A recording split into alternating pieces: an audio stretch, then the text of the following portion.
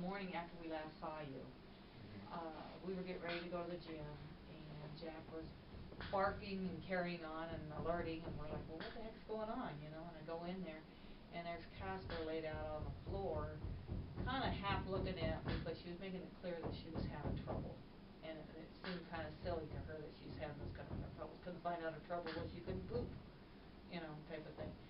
So we scooped her up, we took her off to the doctor, and they, you know, medications, you know, we had a couple of different kinds of medications and change of food and all that kind of stuff, but nothing was coming out except it was one of those daily trips in there to see if they can get anything out, and they get a little bit here and there and that kind of thing, and it got to the point where she stopped eating.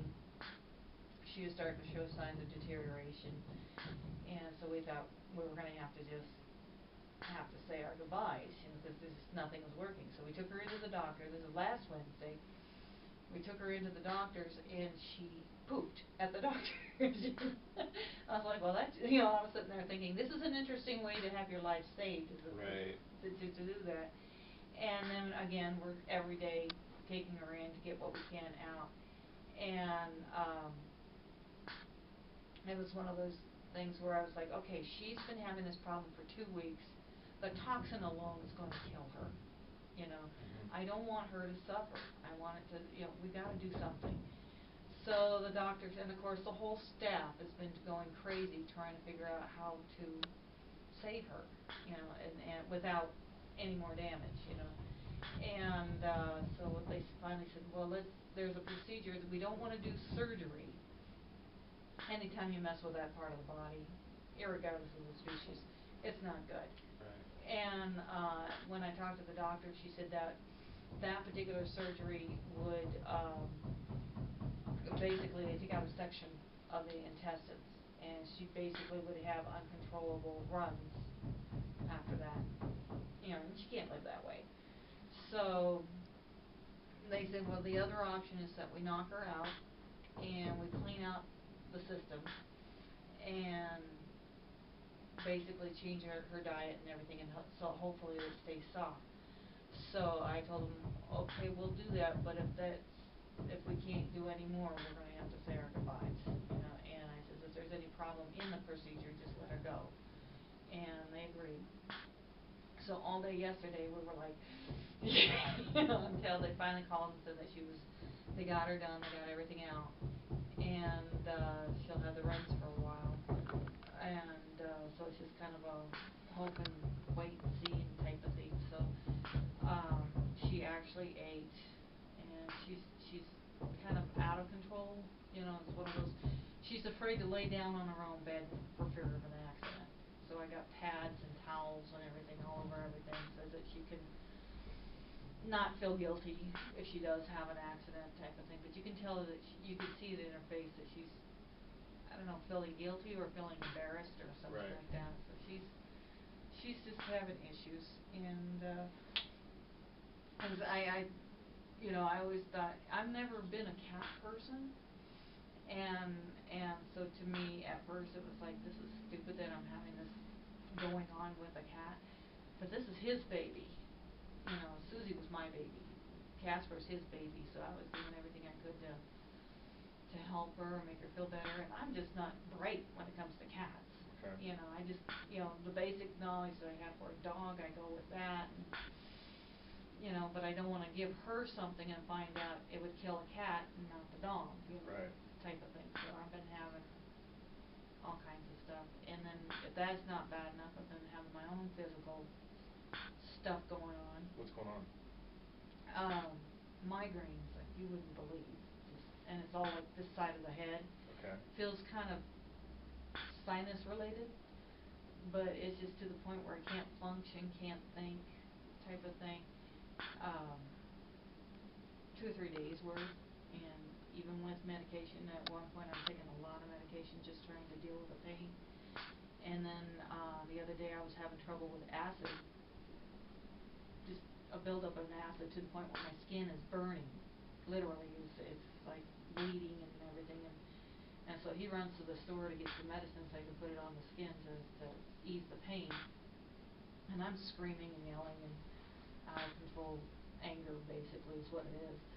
And he's like, let me out of here. So he's running out of the house. Like, I'll go get you something just as long as I can get away from the house. Right. And I don't blame him. I can't be angry with him about it. But at least he was trying to figure out how to relieve my pain, to solve his problem. That first week, it was mostly just sitting and watching the cat. I didn't know what else I could do. And so my eating habits wasn't the best because of sitting and watching all day long. And so the second week, the things started going better. We did do a 5K, and then we did. On St. Patrick's Day, yeah. Yeah, on St. Patrick's Day, we did a 5K rough.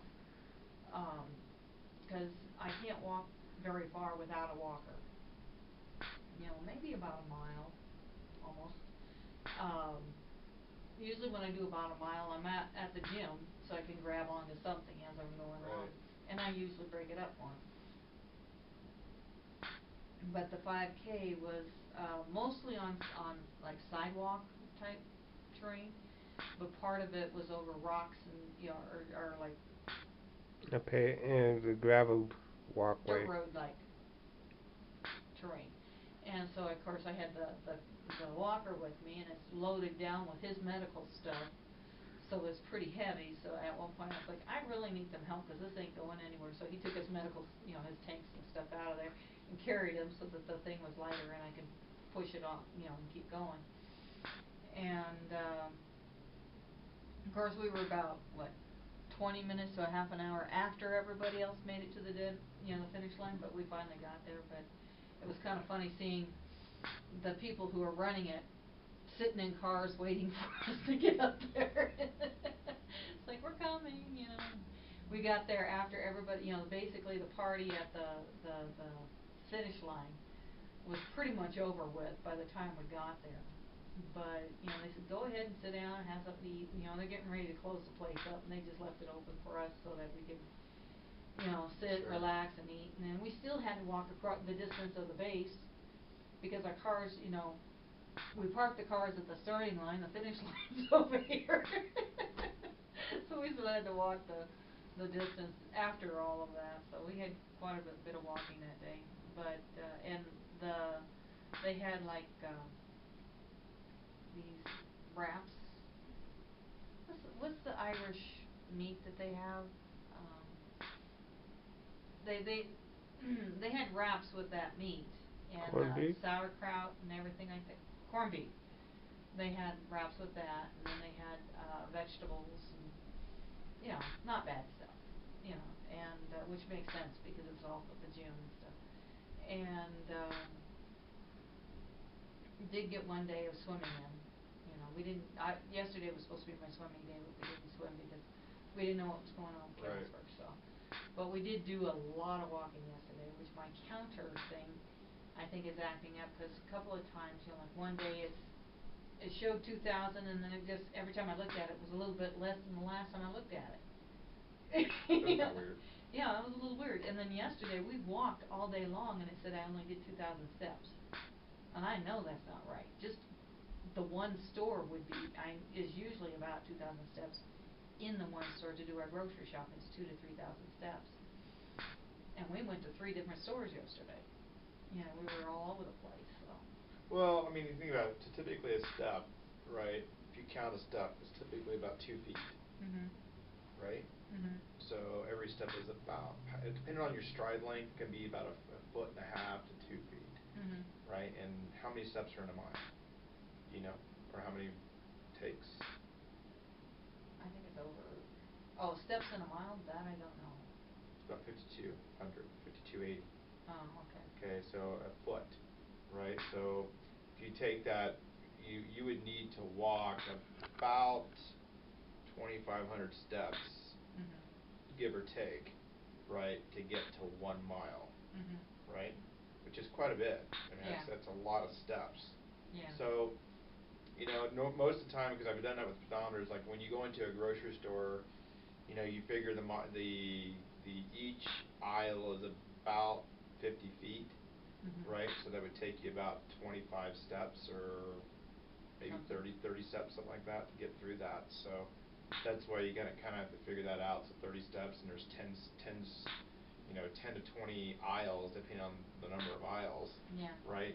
Can very easily be, 300 to 600 steps within a store. So, and if you go to 3 stores, that's 2,000. Yeah. 1,800 to 2,000 steps. Yeah, 'cause the grocery store that we go to is a pretty good size, but usually when I go in there, it's about 2,000 steps every time I go in there. Right. And I'm always cautious with the pedometers, because I mean, if you're, the very easy thing, right, and I've done that too, is we've tested quite a few of those. I can sit here and just do this, yeah, and it starts counting. Yeah. Right? So even when you're walking, right, if there's more bounce with your walking versus your stride, then it can accumulate fast. Yeah. Right? More so, we tend to see that with pedometers, so they can really overestimate the true amount of steps. Yeah. So I would take those things with a grain of salt, knowing what the reality of number of steps are in an aisle and so forth like that is one of those things where one day it could be dead on, one day it could be really overestimating. So it's hard to know. Yeah, kind of. Who knows what's gonna happen? Right. So what's the medication are you taking? Oh, I'm getting ready to take the last one today. Okay. And Okay, that's for your blood pressure, right? No, that one is a water pill. Right. Yeah. Okay. Yeah, it's for your blood pressure. Oh, yeah, 'cause I got a different pill that's for blood pressure. Right. Your water pill, think of it as to clear off the extra fluid to help lower your blood pressure. Oh, okay. So atenolol is typically a blood pressure medication, a diuretic. Oh, okay. So. Yeah, 'cause I know I had this. I have a separate blood pressure pill, and this was given because of that. Correct. And so. Which is kind of like Lasix. Yeah, Lasix. Yeah, to clear out the extra fluid. So I figured I'm gonna have to make a doctor's appointment and see what the story is. So I may be a few days without, and it may affect the weight. Right. Type of thing. Well, it's kind of like one of those things that you experience if you stop taking medication, your body can respond, and then you tend to gain weight. Right. So that's important. Let's have you take off your coat and let me get your blood pressure real fast. Okay. So did you take one this morning? Well, I just put it. Before I came in, I put it in my pills to take. Ooh, it's cold. Alright,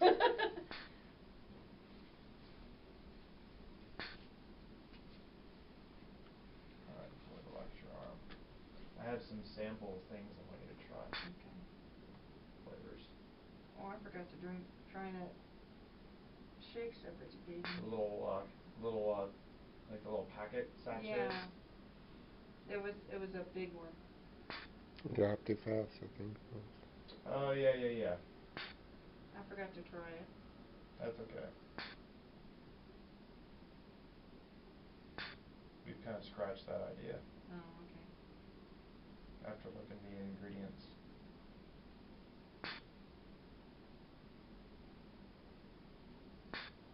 Oh, it's really peachy.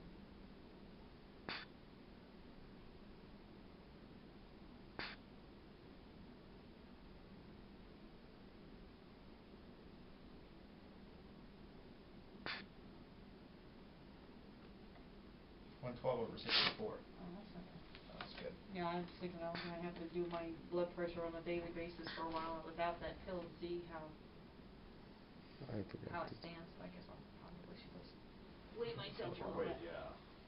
I forgot something. Oops. I forgot the checkbook. Okay, this is the one where you step on it and then. Step off. Yep. Hello. Hi. It's ready. Okay. 235.4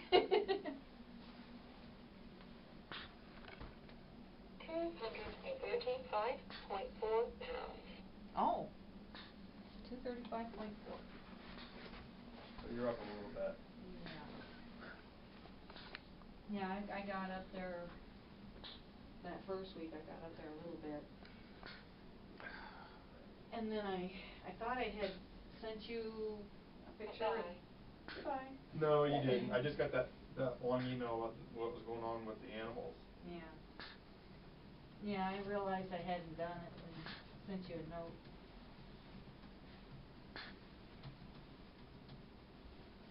And then my new outfit that we got yesterday.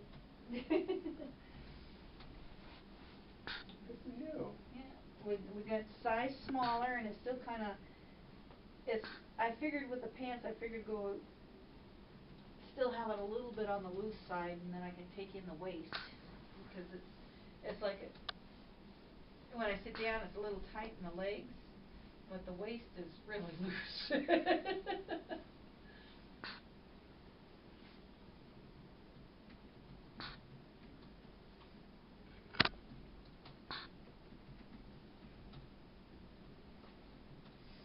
You postmenopausal? I'm thinking I've been going through it lately. Cause I've been having the hot and cold flashes and stuff. Okay. I had a hysterectomy Oh, okay. 20 years ago. I'm gonna try something with you then. Yeah, I had a hysterectomy 20 years ago. They said you had two choices, have it or die, so. Have it? Yeah. Okay, so what I'm gonna do is one of the things we had you taking was an Insulix, right? And I made the decision kinda not to continue with you Yeah, on and you that. put me on the EGCG, and Yeah. I've been on it for 2 days. So you've only been doing it for 2 days? Yeah. Okay, well, we'll wait a month before I make that decision. Okay. I wanna see if that's gonna help. Mm.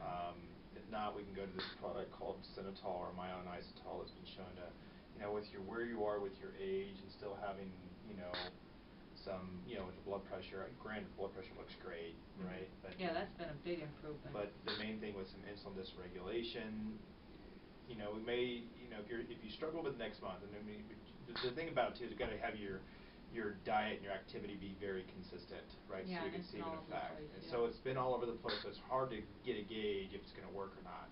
So I want to wait a month before I make a determination on that EGCG, and if we switch you to a product called myoinositol that has been shown to work with your, with specific age population, being postmenopausal, assisting better with insulin regulation. So I just want to kind of get a gauge to see how you progress with that. I've got some different bars I'll have you try flavor-wise, Okay. and you can give me your thoughts and opinions on those. Okay. I'm assuming you need some products, or how rigid have you been with the meal replacements over the last few weeks? I've been trying to make sure I have at least one shake and one bar a day. Okay, one shake, one bar. Okay. Yeah, I haven't even been to the computer to log it. It's been really crazy. I know, I can see that. I was like, That's all right. I was feeling so bad. It's like, oh man, just. But I think you've got, so what I find though is, you gotta find, okay, so there's a couple things. One, all the external factors, that's life, right? You're always gonna have external factors that are going to get in the way. Unforeseen circumstances are going to come about, right? But it's focusing on the short-term elements of you and why you're doing certain things for you that keeps your motivation up and doesn't, it minimizes the external distractions, right? So if I were to ask you 2 reasons why you want to be under 213 pounds, that's 100 pounds for you, right? What would those 2 reasons be? Just feeling better. Okay, but, all right, and that's great you say that, right? How much better do you feel now from when you weighed 313? A lot better. Okay. It's like, I can walk How much farther. more better do you think you're going to feel at 213 versus 235? I'm hoping better. Okay. All right. So you can see the subjective nature of how that is it's not tangible, right? Because what you're tangibly feeling is what you've accomplished from 313. Right. You feel better now. My right? clothes are smaller. Your clothes are smaller. You have all the tangible benefits now of weighing 235. Right. How much more is that going to change at 213? Not a whole lot. Not a whole lot. Yeah. So that in of itself minimizes the motivation. Do you see where I'm going with that? Because where you felt 213 or 313, you feel a heck of a lot better than you do now than you did then. Right? Huge reinforcer. Right. But there's not much more reinforcer to get below 213. Right. Do you see where I'm going with that? All right. So we've got to figure out some tangible factors that are going to get you moving in the correct direction. right? So that's what. So feeling better is one in my clothes. Is there anything else?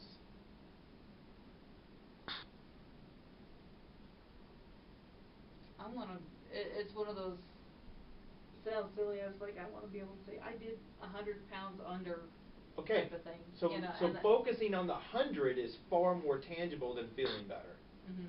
Right? So that's in of itself where you have to start focusing. Mhm. You want to lose 100 pounds, right? Right. You're only 80 from that, or 20 from that. You've already lost 80% of that, Mhm. right? Right. So we're talking 20 pounds, right? Right. So what we have to do is break up those 20 pounds into shorter segments like we did when we first started losing the weight. Right.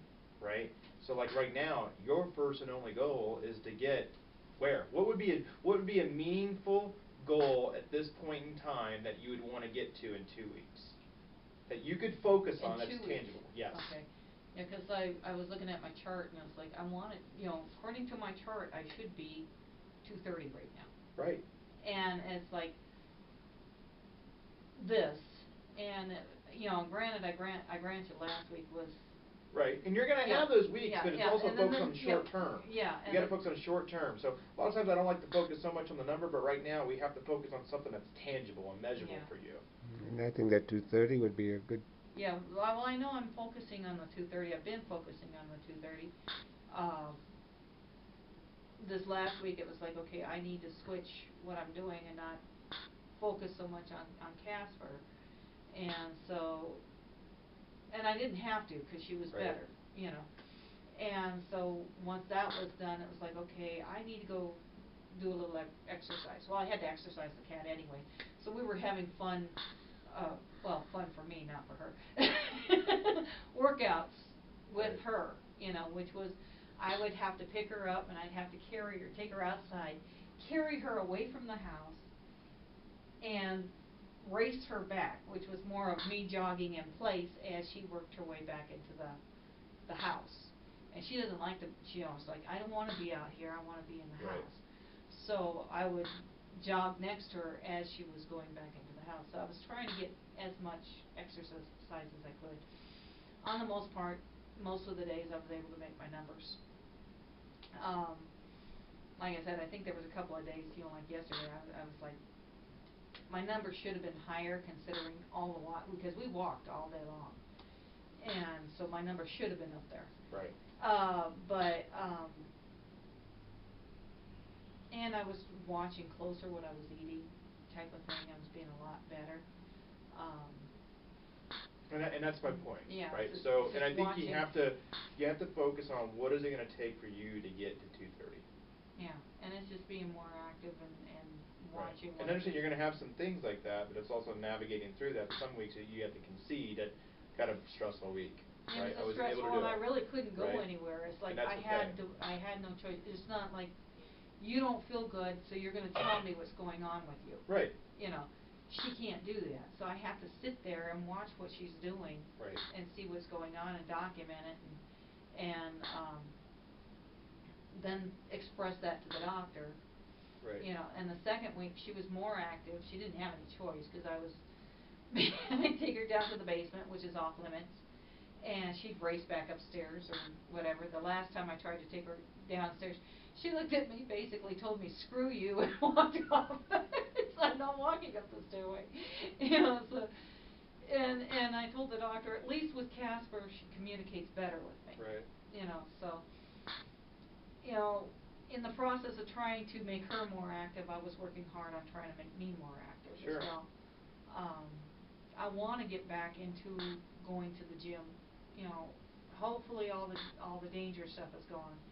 So that tomorrow we will be we've got the bod pod weigh in, and I know it's not going to be as good as I was hoping for. Right. But we will also do our racquetball tomorrow, right?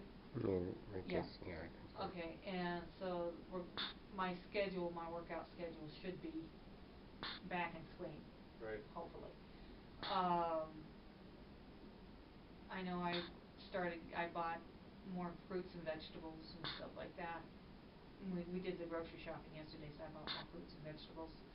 not so much. I've been doing a lot of tuna lately, but that was mostly because of Casper. Yeah. She got to the point where she wouldn't eat her food, and I was going through trying everything under the sun, seeing what I can get her to eat. Come to find out, it's this one brand tuna, and it's got to be packed in water, not packed in oil. You know, the doctor wanted me to give her the packed in oil kind. She won't touch it, but she'll eat the packed in water. I was like, well, at least you're healthy. And she would only want the broth part, not the meat part. Sure. So I would take the meat, squeeze all the broth into, and she wouldn't take it all at once. It would only take it like a little bit. So I give her a little bit of the meat, and then I squeeze as much of what I put out of it, and just eat the meat, you know.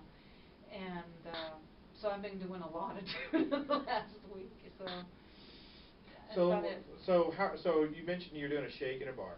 Right. Right, every day. That's something that you can make sure that you're extremely consistent. Yeah, and I right? can't have anything else until that's gone. Right. Alright, so you can have shake and a bar, right? Your one meal should be limited in nature. Right. Right? Limit the snacking, obviously. So those are the big things that you can look to control to get your health down to 230, right? What flavors do you need on the shake and the bar? I've gotten to the point where I really don't worry about what the flavors are. Okay. You know. So what I flavor know would that you like? Well, I know I like the banana and the apples on the bar. Okay, I got the apple cinnamon. I'll get you Okay. that. Don't have any banana, but I have strawberry, vanilla, and chocolate. Okay.